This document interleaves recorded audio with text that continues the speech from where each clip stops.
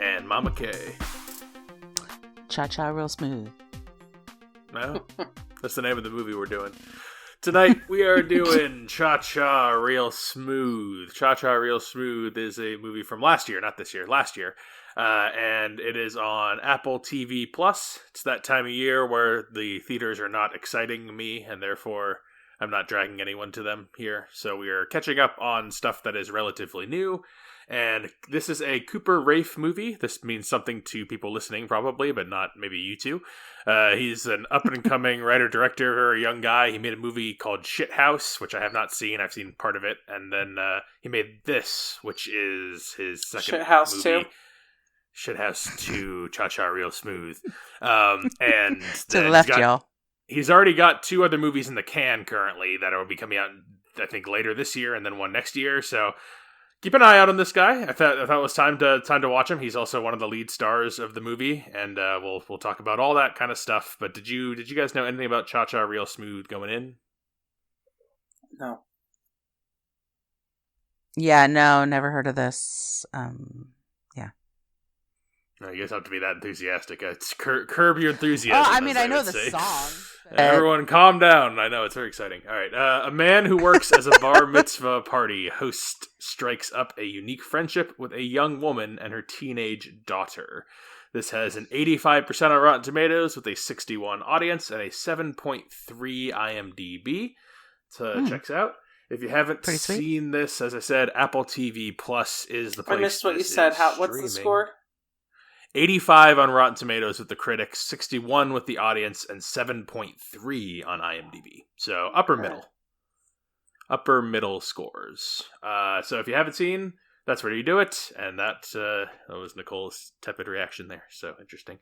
We're going to spoil it here now. So Cha-Cha Real Smooth takes place with a 22-year-old in New Jersey. There's a quick little flashbacky thing at the beginning, but I'll brush over that.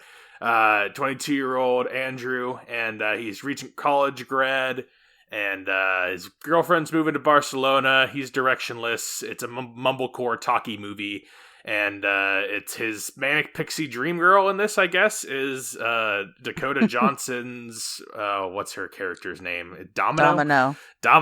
Domino is manic pixie MILF in this, and they strike up a bond.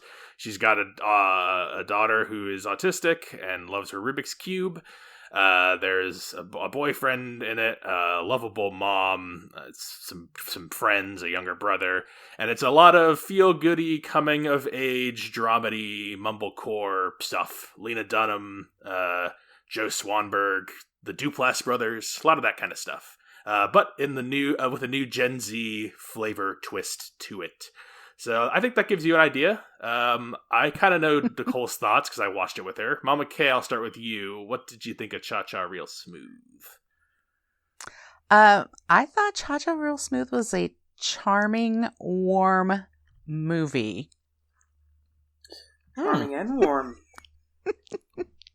I felt like it was, first of all, I loved the soundtrack to this movie. And if you get me with a soundtrack, I'm going to like your film a lot better.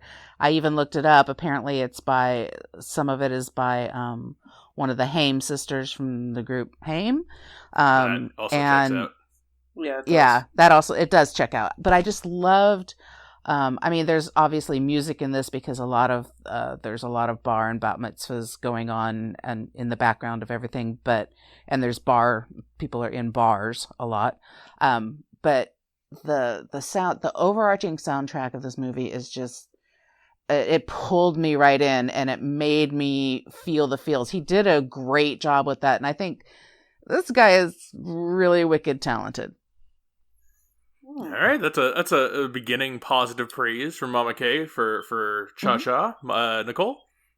Yeah, that is interesting. I found this movie lame and non-directional.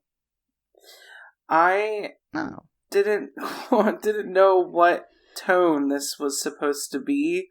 We have a lot of sexual innuendos, a lot of cursing, a lot of like adult theming feeling, but yet heartwarming, like, hey pal, love you little bro. This is a weenie movie, like for weenies. This is a weenie movie for weenies. Oh, I'm gonna need definition for that, because it's I'm juvenile. not really sure. I'm not really sure what you mean. I didn't mean that. I didn't really mean to call you a weenie. I would say a weenie may enjoy this movie, but not all people that enjoy are weenies. You know what I'm saying? Yeah. Square and a rectangle kind of. Exactly. Yeah, I didn't get the tone. It's already kind of skewed for me because I am not a fan of Dakota Johnson. I think she is just a very odd human being that I don't jive with. So to watch her come on to a younger man, I guess she didn't know at the time, and then all of a sudden she's wholesome at the end, and she didn't have any underlying intentions, is not what I expect her to do. So I think I was thrown off by that. Way thrown off by her fiance that I thought was taking a different route, which maybe you guys did too. I don't know if that was like what it was supposed to be like theming. There's a possibility of things taking really dark turns at any point in this movie. Yeah. Actually. So if you don't know the sensibilities of what. Well, you know what? That's funny though. It's funny though because I know in the past I've said I just want a movie that just lives a life. Like you have. And that's really what this is. It really is. It's just a guy living a life. People hanging out for what is it, a summer? Like it's a couple of weeks or something. Like, after college. Yeah. But after watching that I realized that is lame as fuck. Like this is a movie for weenies and you know what, you're not a weenie. I just didn't get why he was like I don't know. I just felt like they shouldn't have been cursing in it or something. If it was more like a family film, I don't know. It felt weird. I'm so interested in this because I felt like it was so cohesive and it screamed Gen Z to me. Like, this is exactly how I expect a Gen Z person to act. Yeah, well, I felt like that guy was way older than he was supposed to be in this movie, which I realized we looked it up and he's not. He's like 3 years older. I could have sworn this guy was pushing 40. He is younger than we are. Like, this guy's like 26 now. Like, and this was made a couple years, filmed 3 years ago. Like, he was 23 when he made this. He was the right age. He could have been pushing 40 in my eyes. Like, that man looks old. Nicole did say at the beginning, how old is this guy? Like, are we supposed to think he's like a kid? Because Nicole was confused. It reminded me of Grease. She thought you were 32. Yeah, you thought it was like a Grease. Yeah. No, he gave me Doctor Who vibes. The guy who plays. He really did. Yeah, he does look like him too. Oh, I know what you're talking about. Yeah. I don't know his name because I don't. Tenet. But yeah, I don't know. I didn't find myself enjoying it the whole time. I think that I liked the most was the Brad Garrett parts because I really like Brad Garrett, and the Dakota Johnson was just really. I feel like she was holding back from being her weirdness. That she was off-putting. And yeah, I don't know.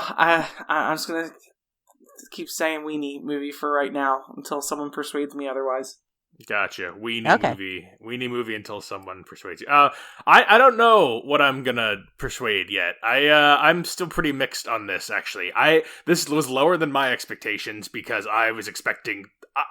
This is one of those movies talked up in my film communities, and then I bring it to the show, and I'm expecting big things. And I got a mixed bag here. I didn't finish his other movie Shithouse. I saw the first 15 minutes. I not because I didn't like it. I just got distracted. But he's got a very specific style, and I like his funny writing more so, his kind of human moments.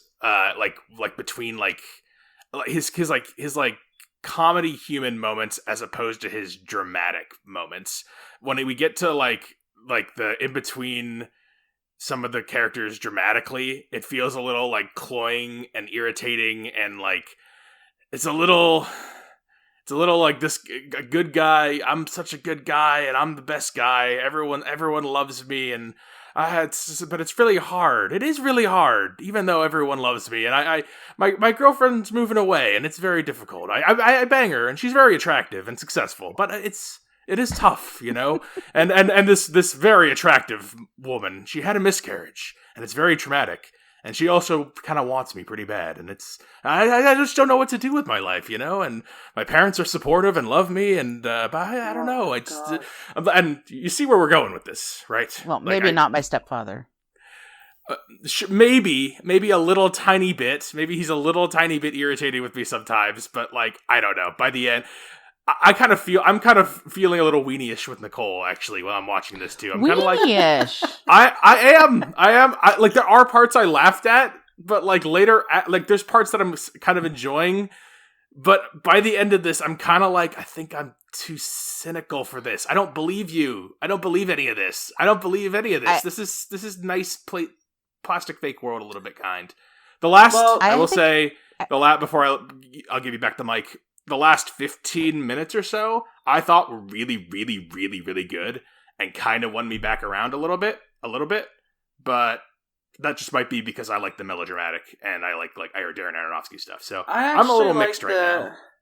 I like the ending also, but the biggest problem with this movie for me is our expectation to believe that this is possible. Like, this, as far as I can gather from this movie, like, they know of this guy in the community because the little brother goes to all the bar and bat mitzvahs, but I don't think they particularly know this guy. He meets Domino for the first time. She lets him sit with her daughter, and out of 2 days of communicating with them, invites them over to her house, and you can babysit for us, and you can do this. Oh, you can have full freedom to be with my daughter anytime you want. I'd be like, get the fuck away from me, you weirdo. I think that's part of her flawed character, though, that she doesn't always make... I mean, none of these people always make good choices, and that's part of the character. He doesn't make good choices. I mean, he orders, a water straight up, which is vodka, at a 13-year-old bar mitzvah or bat mitzvah. They're not making good choices. He can't interview well, and he's, just, I don't know, kind of... Yeah, I don't find him weenie-ish. I find him an oddball, sort of. Well, what my problem with his actions, like his drinking and his, like, he's supposed to be a little prickly at times, but I don't really feel that at all because none of the other characters that are, like, significant are telling us that. All the other characters that are significant are telling us, you're such a good guy and you're awesome. They're, like, looking past it. Yeah.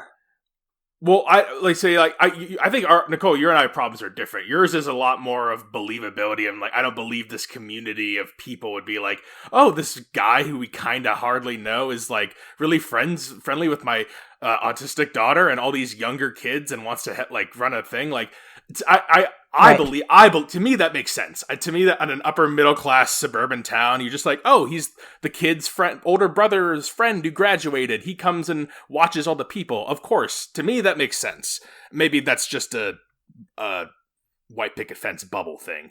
But the thing that is more bothersome to me is that he's just like there's his character doesn't make sense in that like everyone loves him, but we're told that like there's no where's the tension here? Is there problems or isn't there problems? He's the guy that got, he went to college because he was supposed to go to college. He got a poli-sci degree or whatever, and you can't do anything with that shit. And now all of a sudden you're 22 years old, you're out of college, you can't get a job, and you wind up working at Burger Barn or whatever meat stick place. Was it called Meat Sticks? Yeah.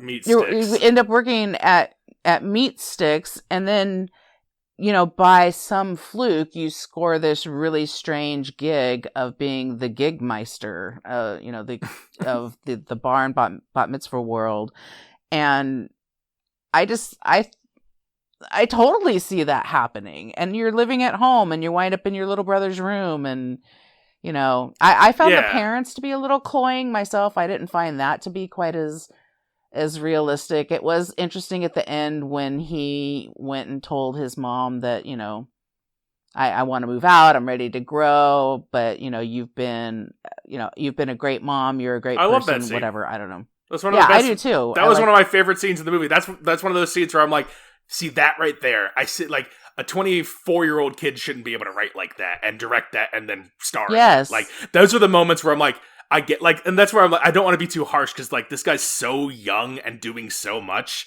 that it like I'm picking on someone who's like he's fucking younger than me and he's doing amazing things, but there's still big. Like I'm surprised it's getting the overwhelming 85% praise it's getting or a 7.3 IMDb. To me, that does seem high. I'm not with Nicole where I find it so like I'm not totally. It's hard to explain. I am kind of annoyed by this movie, but I recognize it as like a talented piece, like it's made well and it's like there's promise in it, but there's also things in it that are tone deaf and irritating and not like it irritating is the right word. Lena Dunham-ish. I kept thinking of tiny furniture or small furniture, whatever that movie is that she made, or her first movie. I kept thinking of that when I was watching this.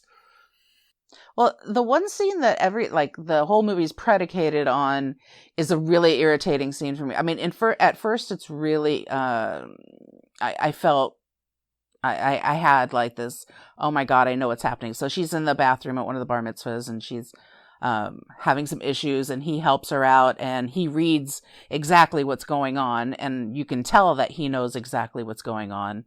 And so that all played out really nicely for me what a weird meet cute, right? But it is. And then when they're back at the same night, they're back at the house, he's starting to get to know the daughter a little bit more and he stays, just to make sure that she's okay. And then they end up almost making out and then, deciding not to have sex. You don't have sex after a miscarriage. Like that's what I don't. Yes. Travesty of any sort of reality.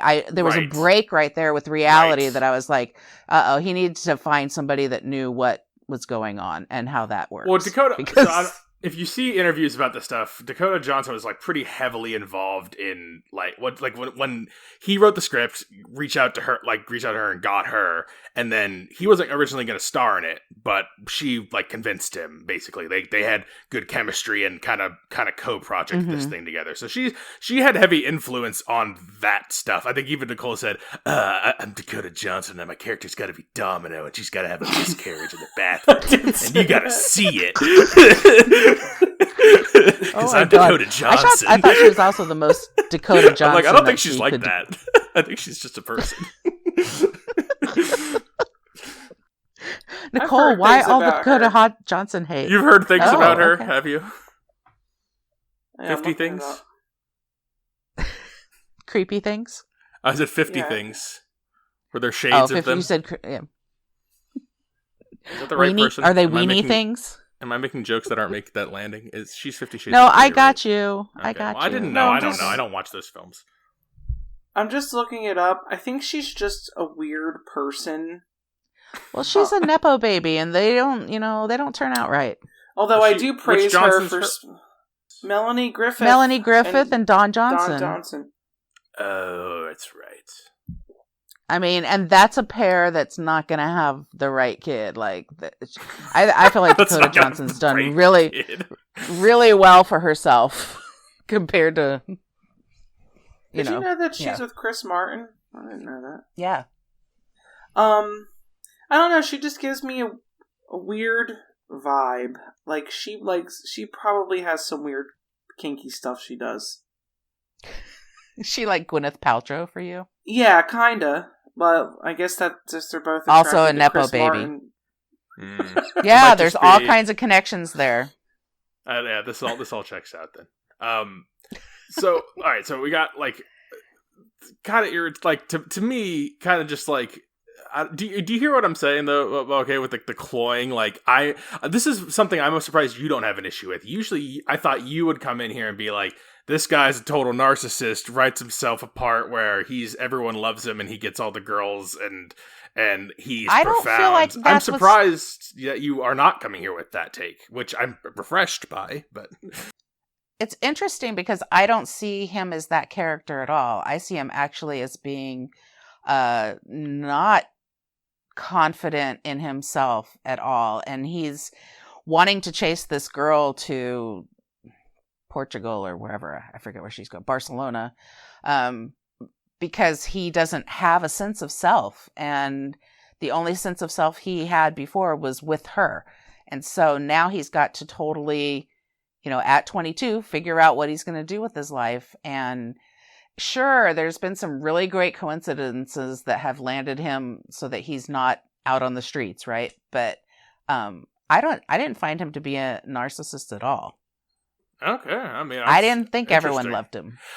Maybe that's not good. I saw when I watched this, I'm just like, I looked at that guy and I see him interacting. I'm just like, I don't, maybe it's him and not the character, but I don't believe you. I don't think you're being nice to this autistic girl because you think she's special. I don't think you're being nice to the miscarriage mom because you're just being nice, or that you're nice to I don't believe you. I think you're doing this all as some long con to get over on people.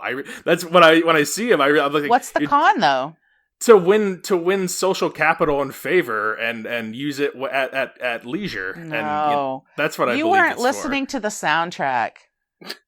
I saw a guy who was like, oh, all I have to do to win favor is say things people want to hear, and then they'll like me and I can do what I want. But he's not quite good enough at it yet, so he's too clingy sometimes, and then he pushes people up. But then that's kind of what I'm seeing here. I'm seeing a lot of. I found him to be really sincere.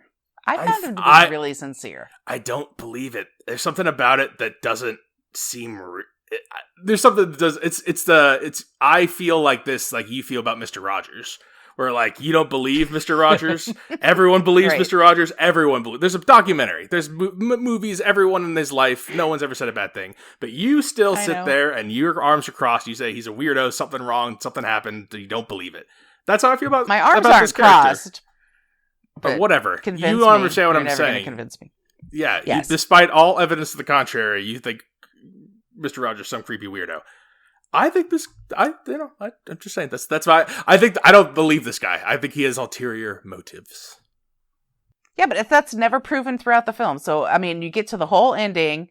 And no, that's why the last 15 minutes is really good and almost won it back around for me. The end, way it chooses to end the movie actually wasn't the asshole that you thought he was. I mean, he was probably more of a weenie, like Nicole says. Because Dakota Johnson becomes an adult at the end, like she stops being this weird fantasy character and turns on, oh wait, I'm like a 35-year-old adult actually, and that is the best scene in the movie when he goes and shows up on the porch, and she's like, I know it doesn't seem like I want to marry that guy because of all my weird actions, but I actually do. I'm just like really fucked up, and like I've been on this planet for enough. My life's been fucked up forever because my kid's fucked up, and I had her young, and everything's fucked up for me. Your life's not fucked up yet, so go do something. That's the best scene in the movie. Yeah, I like that too, and it's like this. That's her way when she said, "Go enjoy your 20s." It's like, this is your coming of age. We're used to coming of age movies being around like preteens or new teenagers. This has shifted 10 years later. This guy's having a coming of age. You know what I mean? Well, that's why, like, and we get, like, everyone gets a coming of age, really. Like, she gets her coming of age. He gets his after I brushed past it, but the intro of the movie is he's like a 12-year-old kid at a bar mitzvah, and he's hitting on an older girl and gets projected, basically. And then that's like your setup premise for the whole thing. So that stuff like that is a little, it's a little overwritten, a little unnecessary. We're like, we don't need to see that, like, this guy's whole life is, I like older women at bar mitzvahs, and that's why hence why I am in a movie. There were literally two women, the one at the beginting and Dakota Johnson. It's not like there's this whole cadre of women. No, but when you're storytelling, you're saying, hey, I was 12 years old and I had a hit on a girl on a bar mitzvah. 10 years later, I am now falling into DJing at a bar mitzvahs, hitting on an older woman. That's specific cinema language. To me, it's over. It's too much. It's like, We don't need that intro. We don't need to be like, oh, he also X, and he likes the older women, and he's got a bar mitzvah tie. Like, come on. He's been in a stunted growth period for all that time. I still don't understand Dakota Johnson's character. Like, I don't understand her motives. Like, I am still stuck on what we said earlier about the when after she had the miscarriage and they go home and she jumps on him. Like, I don't get that. Yeah. By the end of the movie, she's like, I'm faithful to my husband, who's clearly not fucking faithful with her. Let's be honest. What was he doing there the whole time? What is he doing in Chicago? Well, right. No, but I think we are supposed to come around and be like, oh, we Snoopy knows your people on the outside, looking at other people's relationships. We see 10 minutes and we think we know everything. And then Dakota Johnson at the end tells us, look, I know it looks bad on the outside, but actually our relationship's not that, like, I know what it looks like, but it's actually not like that. And like, it's a sense that like I that's the part that was refreshing for me. It was almost frustrating that we were in this kind of 22-year-old's fantasy world, in quotations fantasy world, this whole movie, only to actually be brought back to adult reality at the end. And I really like his take on adult reality the last 10-15 minutes. I kind of want more of that. Mm-hmm. I when we're sitting in his La La La world where he's chasing Manic Pixie Dakota Johnson MILF, it's strange. Yeah, but otherwise, how do you get to that point? Like, I mean, you're at a different story. I'm okay with all of that. You're at a different story. This is a strange story. It doesn't make any sense. It's a very weird premise of an indie drama. Yeah, I agree. A guy DJs things that he dates the older. I don't know. I mean, it's a. I think Dakota. I think what happens in here is that this guy exudes this sort of effortless, self-effacing charm, right? And I think it's real. If you don't buy that, then you're going to have trouble with. I also don't things, understand how he carries himself so poorly at one of the first ones that he does, where he's drunk and everyone is so appalled by him, but then everyone keeps inviting him back to continue to do it. And then the last one that he does is because there was a brawl. Like, if that's such a upper class, which they're kind of showing us, community of people, I don't think that anyone would invite him back. It's honestly, it's just strange that like at the beginning he gets everyone to dance, and then all like the cocktail moms are like, "Ooh, you're so cute. You should come back and DJ again. Oh, you should run these parties all the time." Like, that's why he gets into it. And Nicole was literally saying in that first scene, like, this is so weird. Why is this 32-year-old, 22-year-old at this party where he doesn't know anyone, and he's going up to people, and he's playing with the kids, and now the moms are inviting him back? This is the premise of the movie? Like, Nicole is very off-put in the first 10 minutes of all this. But he does know people. This is his community. He's not an outsider. So he does know people. So that's not a fair. It felt weird, predatory in the beginning when he was going up to the Dakota Johnson with her child and was like, "Oh." And I think, I think it could have gone that direction easily, been a totally different film. But yeah, I can see it going that way. I can see it going with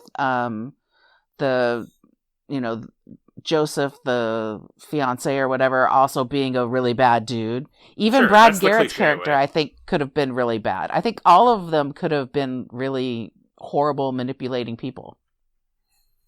Yeah, and also like he goes up to people, but like, this is part of the white picket fence, upper middle class. Like, I think that's something that only happens if you're like, oh, everyone who I know vaguely in my town circle is safe and okay. If someone I know at my kid's school and I'm not in such a good neighborhood comes up to me and like, oh, I've seen that guy's brother before, that doesn't automatically give him clearance to start having parties with running parties for 12-year-olds, you know? I think that is a specifically like, this is a upper class town where like, oh, it's just fine that like these parents at no point are concerned of predatory things at any point. Well, no, but it's also it's a small enclave of an upper class. It's not just an upper class community. It's the Jewish community. So it's a small portion of that, and it's very insular, and everybody does know each other. I mean, you grew up in a town that was kind of like that. I know, that's why to me it rung, and I think that's why Nicole might be, it felt so false. But I think, it feels false to her. Well, we look at the audience score too. 61% audience, 85% critics. I mean, what do the average critics grow up in? You think the average film critic grew up on the streets, or you think they grew up in an upper middle class town? Well, hey, like I didn't Rafe grow did? up on the streets. Let's make that clear. Well, I mean, Siskel and Ebert did not. Nicole, I grew up in a town where if strangers came up to me, it was fun. It was safe. We kept our doors unlocked. Okay, I still don't know what you're trying to prove to me. Just that there's a when you live in a smaller insular community, there's a lot of trust that forms, and you feel like everybody knows everybody. There's a piece of you that doesn't want to make a mistake or have anything bad happen. There's a dark side to it as well, but mostly it's just makes it feel not like a Gen Z movie to me, because I don't think many people in this world now would feel comfortable with that. It wouldn't be like that, regardless of where it is. Like, no one would let a 22-year-old man that they just met or are very unfamiliar with come to sleep over or be there very late at your 13-year-old autistic daughter that can't help fend for herself as much as someone else could. It's not possible. And then if I heard that he was in her bedroom scratching her back, I would be fucking pissed. Well, yeah. I mean, this again, like, I think, and to me, as you said all that, I'm like, that sounds not that weird to me. A small town where, like, you have the friend's older brother come over, like, it wouldn't be that weird. I don't know. It just, to me, it wouldn't be. It would be like if your aunt came over. To me, a friend's acquaintance's older brother is as good as an aunt. It's like an extended family member. Exactly, like an extended family. A town member is an extended family member to someone in a place like this. I mean, and this is a story too, and this is not, sure, there are liberties that are being taken here. I see what Nicole's saying, that, the further we get along in time, the less likely people are to trust one another, and regardless of the situational aspect of it. For the purposes of this movie, you have to, like, sort of put that aside, and... Well, you really have to for this movie, because that is the premise of the movie. You really have to be like, I accept that this town, like, doesn't believe in stranger danger, or, like, everyone knows everyone in this town, and everyone kind of is cool with everybody all the time, and everyone knows everyone. Like, that's the reality you have to accept if you're gonna. Yeah, but we still have bullies, right? And we still have people that behave, parents that behave inappropriately at bar mitzvahs. Right. And, again, this is all. There's white people. Those problems. are the only bad guys in the movies, though. There's no like big bad guy. So yeah, no one's in any real danger here. It's all about what is our feelings of our lives? What are we doing? What are we doing? It's mumblecore, which is fine. I like mumblecore. So this one's. But then we'll also call our booty call when our old not girlfriend turns us down. It's weird. What? The girl who's like, can I peek Maya. in high school? Yeah. Or Macy. I forget which one. There was a Maya and a Macy. I forget which one did what. But yeah, I found that was a little weird to me. Yeah, I like a lot of parts of this movie. I have more problems with, like, big structural, general overarching character. Like, it's just... I think I like this writing and this style, but I don't like these characters. I need something different. I need, like, not the... I started...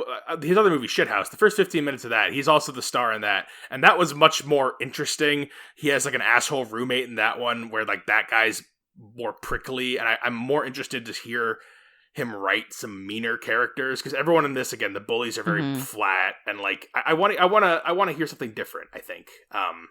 Because it's good. It's just not quite my tempo here. But Cha-Cha Real Smooth. Any other thoughts? Do we recommend it? Nicole? No, I don't think so. I got my taste of a movie that begins and has a middle and ends the way it should, and I didn't like it, so... And I don't like it! I'm taking back what I said before.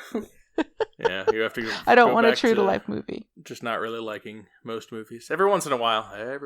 Mama K, you recommending Cha-Cha Real Smooth? Yeah, I mean, based on the soundtrack alone. But yeah, I'm still... Even after talking about it and realizing that maybe it's going to be a hard sell for a lot of people, yeah. I'm gonna recommend it. It might not be though. Like I was reading it, like I read Letterboxd. That's kind of like that's where I go to see what other people my age brackets who are movie watchers, because there's like critical tastes, but then there's Letterboxd for younger people, and they love it. They like this is we are in Nicole and I being in the minority, or at least I'm kind of mixed on it.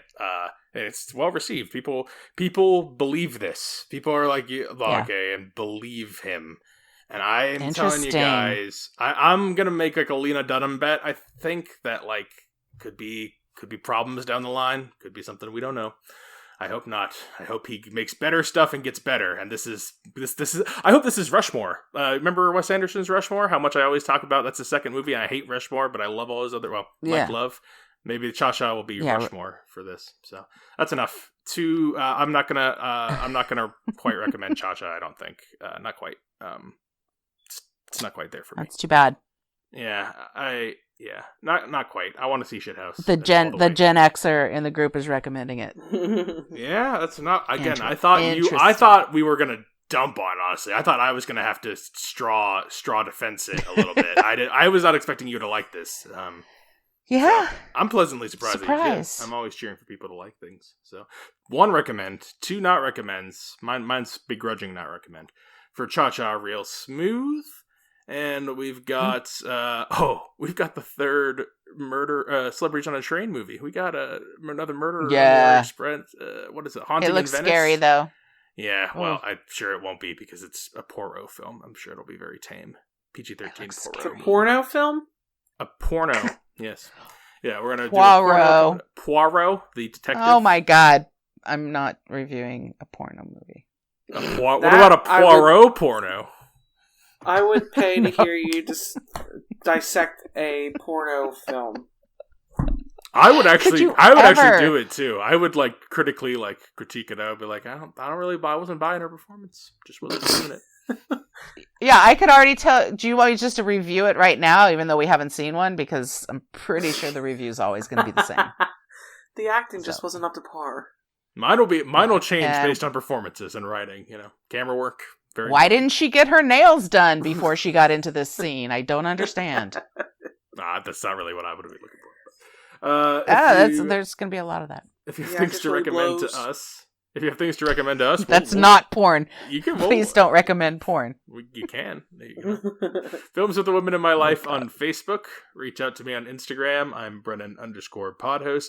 And you can email the show, filmswiththewomen@gmail.com. We're also on YouTube. If you can click all the buttons that make us, the algorithm happy. YouTube is Films with Women in My Life. Thank you guys for being on Cha-Cha Real Smooth. Bye. Everybody clap your hands. Until next time, this is Brennan signing off saying thanks for listening and enjoy your